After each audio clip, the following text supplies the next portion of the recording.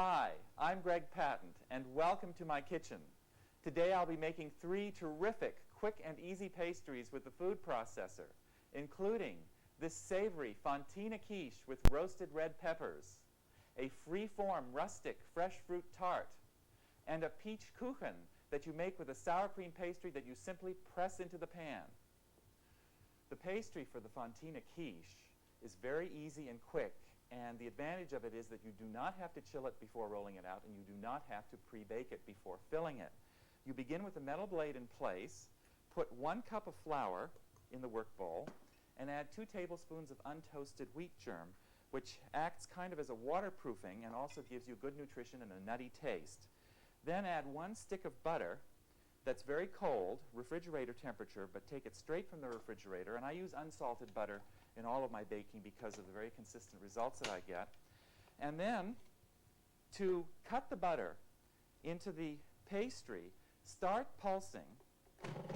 And as you pulse, add 4 tablespoons or a 1/4 cup of ice-cold water. And this is an unusual method of making pastry, but remember, when you make pastry, the object is to have your fat particles visible and to be discreet, because the visible fat particles are what make for a flaky pastry. So you don't want to cut the butter into your flour before adding the liquid. You just add everything at one time, which of course makes everything move that much more quickly with the food processor. And you also process not until the pastry gathers into a ball, but until it looks like it will gather into a ball on the blade. And that's all it takes to make food processor pastry. And then you turn this out onto your work surface, and I like to use a lightly floured pastry cloth, because I find that when I roll my pastry out on a lightly floured pastry cloth as opposed to a board, I incorporate much less flour into the pastry, which again is going to make for a tender pastry. Just sprinkle this lightly with flour. As long as everything was really cold, you can roll this out right away. And so you can have a quiche on your dinner table in just about an hour from start to finish. And this very basic pastry you can use for all kinds of pies. This is really enough for about a 1-crust pie right now. You could double quantities to make it for a 2-crust pie. You could use this for quiches, and you can also use it for turnovers, for empanadas. It's really a very all-purpose pastry. Flour very lightly and roll with gentle, even strokes, trying to go from the center outward. And an important thing to keep in mind when you're rolling pastry is not to push down on the rolling pin, but to actually push forward with it, and also to push backward with it as you're rolling it towards you. And you see how supple this dough is. It's behaving beautifully. And if you can get a really nice close look at this pastry, you can see that there are fat particles visible in it. And it's the fat particles that make for a very flaky pastry. And so for quiches and turnovers and pies, that's exactly what you want. Once you've rolled the pastry out, then you can fit it into a 9-inch quiche pan or a pie pan. And I have just a quiche pan right here, one of these ceramic pans. You fold the pastry in half and then just fit it gently into the pie shell, as I'm doing here, or into the quiche pan. And what I'm going to show you now is important. Don't press the pastry into the pan, but rather just nudge it down. I'm only going to do part of this. Nudge it down so that it fits all the nooks and crannies. That way the pastry won't stretch on you and it won't tear when it bakes. So just get this done and out of the way. And I have another one here all ready to go. You see, you just fit this pastry into your pan like this. And then once it's all tucked into the pan, then you can just simply level it off with a rolling pin. Just roll the pin right across the top and all the excess pastry comes out. Now, to make the filling, you start by putting in the medium shredding disc and have ready 8 ounces of chilled fontina cheese. Make sure it is well chilled, because fontina is a semi-soft cheese. Just put it into the feed tube and use light pressure, practically no pressure, to process.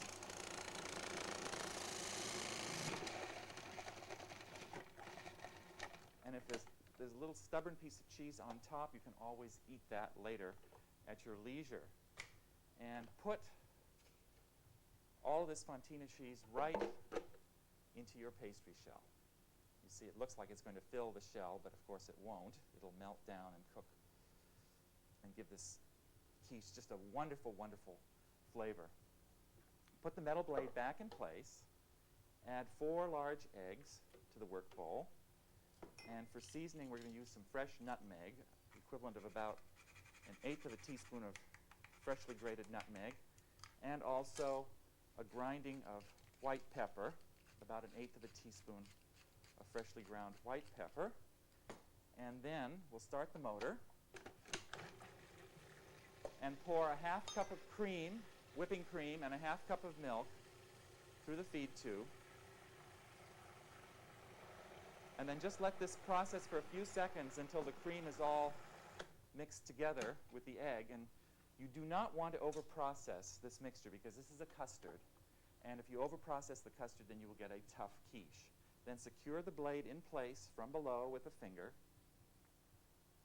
And then pour this custard right over the fontina cheese in the shell. This is one of the easiest quiches and one of the tastiest and most colorful quiches that I know. And then you will need some roasted red pepper. Now, where do you get roasted red pepper? You buy it. You can buy it in jars of 7 to 8 ounces, and it's called roasted red peppers. These are not pimentos, but if you can't get roasted red peppers, then do get pimentos. Cut it into strips. You'll need the equivalent of 1/2 of a 7 or 8 ounce jar, which comes out to be about 1/2 cup of these strips. And then just arrange your strips right on top. And you can do it spoke fashion, or you can just sort of lay it on free form, depending upon how creative you happen to be.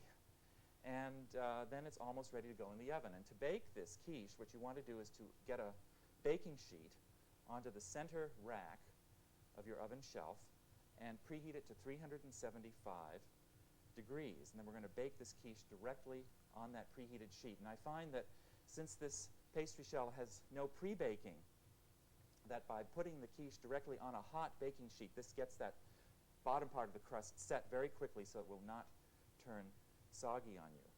And then once you have all of these pepper strips arranged attractively on your quiche, then take 2 tablespoons of Parmesan cheese that you can process before you even begin making the quiche. That's 1 ounce of Parmesan you will want freshly grated. Sprinkle it over the top and get the quiche in the oven. And then you bake it for 35 to 40 minutes until the quiche is puffed and lightly browned and the custard is set.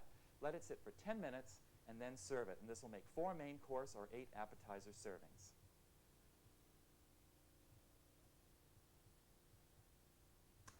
This rustic fresh fruit tart that I'm going to make is really a cook's dream. You can use any fresh fruit. I happen to be using fresh plums. It's something you can make at any time of the year, and there's no fancy work to do with pastry crimping. You just shape it free-form. To begin, have the metal blade in place, and I'm not going to do the pastry first. I'm going to make something that's going to absorb the excess liquid from the pastry. So I'm adding a 1/2 cup of walnuts, a 1/4 cup of flour, and a 1/4 cup of sugar to the work bowl, and process this for about 20 seconds until the nuts are chopped fine.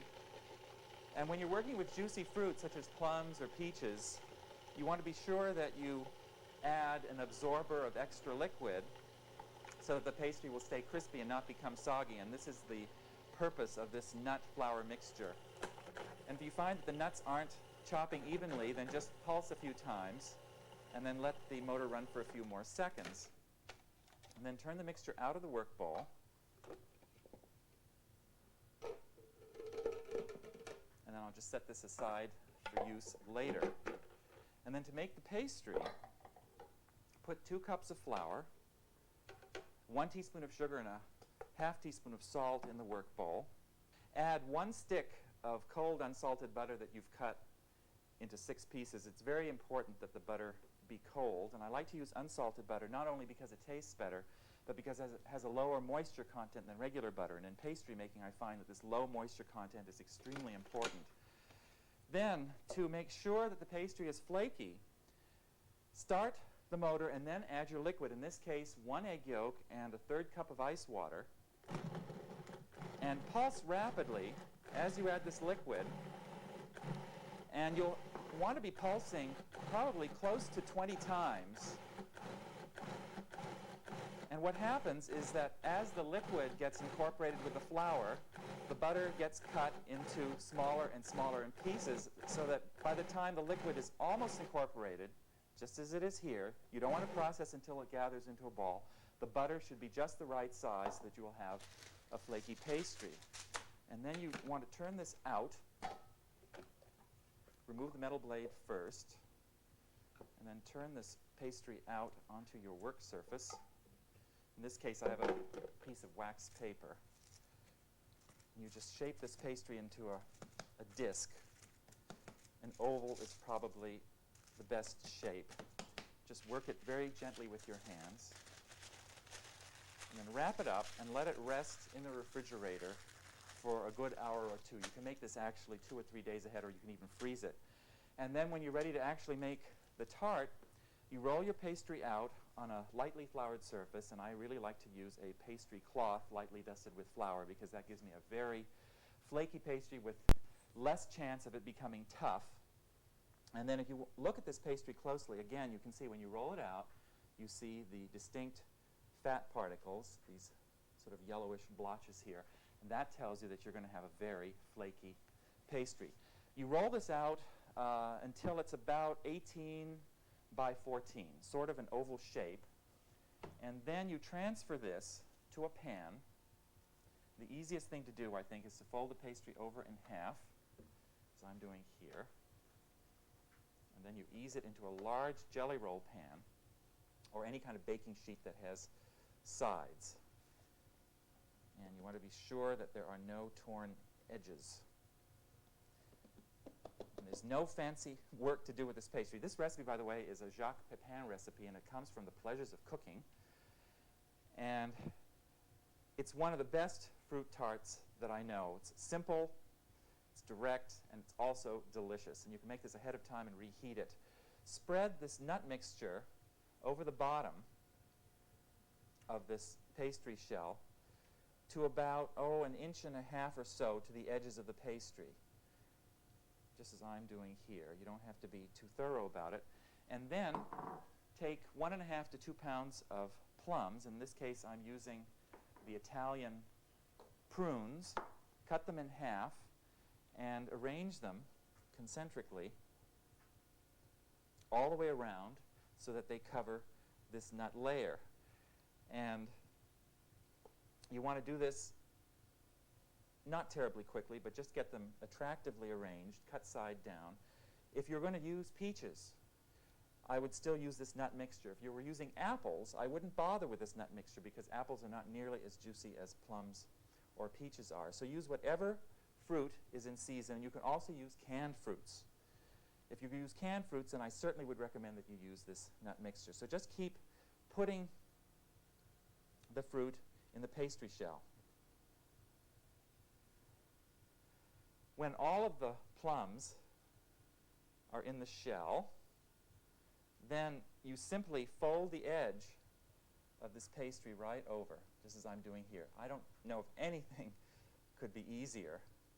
And just be sure that all of the edges are sealed, meaning that if you've noticed any tears along the way, then just simply patch the tears by taking a piece of pastry from one area of the tart, moistening an edge with water, and then gluing this pastry on to the other edge. I mean, this is very informal, and that's why it's called a rustic fruit tart, just like that. Use your palms, as I'm doing here, to kind of press everything together. The pastry will not unfold as it bakes. Then take 2 tablespoons of unsalted butter, and then just cut it into tiny pieces, and then just dot this butter over the top. You'll notice when this tart bakes that the flour nut mixture becomes nice and thick, so it not only prevents the crust from becoming soggy, but it also acts as a thickener. And then take another 1/4 cup of sugar, and then sprinkle this sugar all over the tart, including the rim, and of course the fruit. And incidentally, the egg yolk in the pastry also acts as added insurance to keep the crust from getting soggy. Then when it's all ready, you put it in the center of a 400-degree oven. Bake it for about an hour until the filling is nice and bubbly and the edge of the crust is brown. And then you let the tart cool until it's warm, and you prepare an apricot glaze by bringing to the boil 1 cup of apricot jam and 1 tablespoon of brandy or water, and you brush it all over the crust, which gives just this beautiful shine to it, as you can see. And then don't neglect the fruit in the middle. Spoon the glaze right over the fruit as well. The filling is very delicate at this point because it's still fairly hot. And then you let this tart cool to warm or to room temperature, and then you can serve it. And this will make 8 to 10 servings.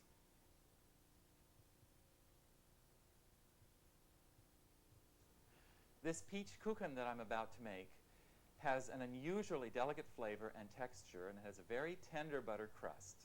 And the filling is a custard filling. It lends itself to any one of your own creative adaptations. To make this pastry, it is a butter pastry, but instead of using water to hold the pastry together, we're going to use sour cream. And you put into the work bowl 1 1/4 cups of flour and 1/4 teaspoon of salt, and 1 stick, 4 ounces of cold unsalted butter. And in this case, you do want the butter to be cut into small pieces, so we're going to process this for 20 seconds. And even though this is a butter pastry, should you desire in any pastry to, say, substitute shortening or lard for part or all of the butter, I think you can feel free to do so. I think in terms of a sweet pastry, though, or a pastry for a sweet dessert, that you should use butter because it'll give you the best flavor. And then when the butter particles are all fine, then add 2 tablespoons of sour cream. And the sour cream helps to contribute flakiness, but also gives nice flavor to the pastry as well. And we have sour cream in the crust as well as the filling. You process just until the dough begins to gather into a ball. And you see this is quite different from making pastry where you want the pastry to be flaky. This pastry is going to be a short or a crumbly pastry. It's going to have a delicious flavor. Then you shape this into a disc. And this is a very easy pastry to work with. If you're afraid of rolling pastry out and you want to practice with making a pastry for a tart, then do it this way. Just pat the pastry into a disc and then transfer it to a pan. And what I have here is a false-bottomed 9-inch tart pan or a quiche pan. This is 9 inches in diameter, and this bottom goes right in like that. And it's a false bottom because that makes it easy then for you to unmold the pastry after it's baked. You press this into the pan, and what I like to do when I'm pressing a crust into a pan is to start actually to do it along the sides first. So you break this pastry up into pieces and then just go along the sides and press it firmly into place, as I'm doing here. You see, and then once it's all firmly in place all along, I'm not going to do the whole thing just to show you part of it, then you press all over the bottom. And you want to be very sure that you don't leave any gaps or any thin spots, because you don't want this tart to leak through. So be sure that you pay attention to how well you press, and also make sure that you don't make this junction between the bottom and the sides too thick. So press the sides on first, then do the bottom. Then you bake this in the center of a preheated 375-degree oven for 20 minutes, just until the pastry is set. And you take it out and you let it cool for about 15 minutes. And after it's cooled, then you can go on to make the custard filling. So I'm just going to clean this work bowl out by using the plastic scraper. Put the metal blade back in place. And then for the filling, put in 1/3 cup of sour cream.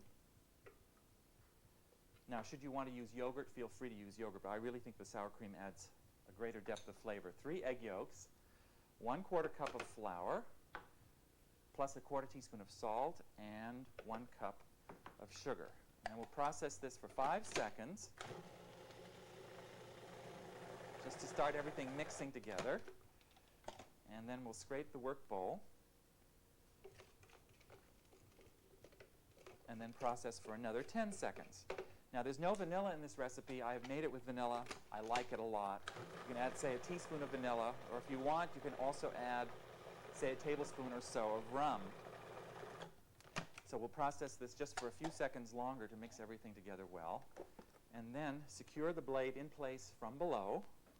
Pour about a half cup of this custard mixture into your prepared and partially cooled shell.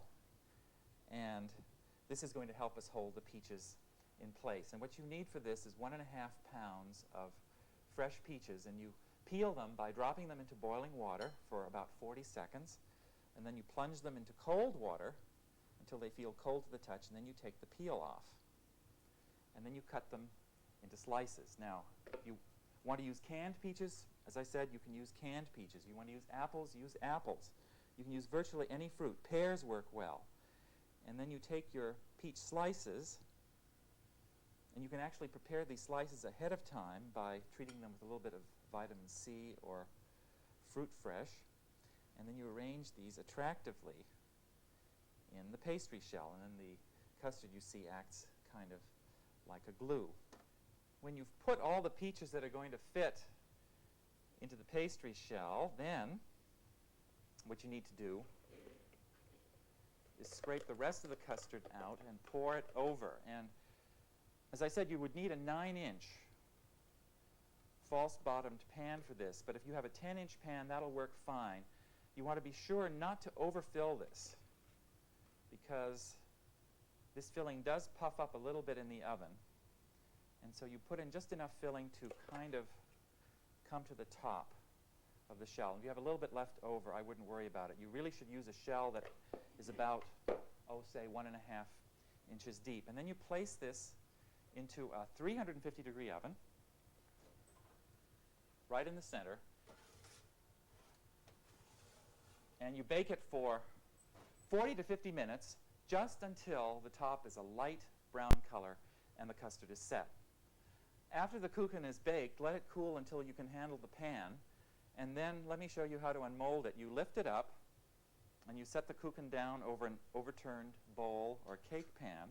And then the bottom of the, or the sides of the tart mold fall away. And then you can pick up the kuchen and then gingerly slide it off the bottom, you see, right onto your serving platter. And this is delicious when it's warm. You can serve it plain, but I like it even better with some lightly sweetened whipped cream. And this is also good left over. If you're going to have any leftovers, refrigerate it, though. And this kuchen will serve at least 8 people.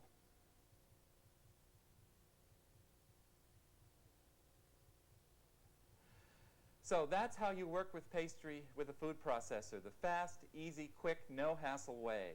That fontina quiche with roasted red peppers is a sure crowd pleaser. That fresh plum tart, no fussing with crimping pastry edges. It's just a free-form pastry that's really easy to work with. And the fresh peach kuchen with its tender butter crust and delicate custard.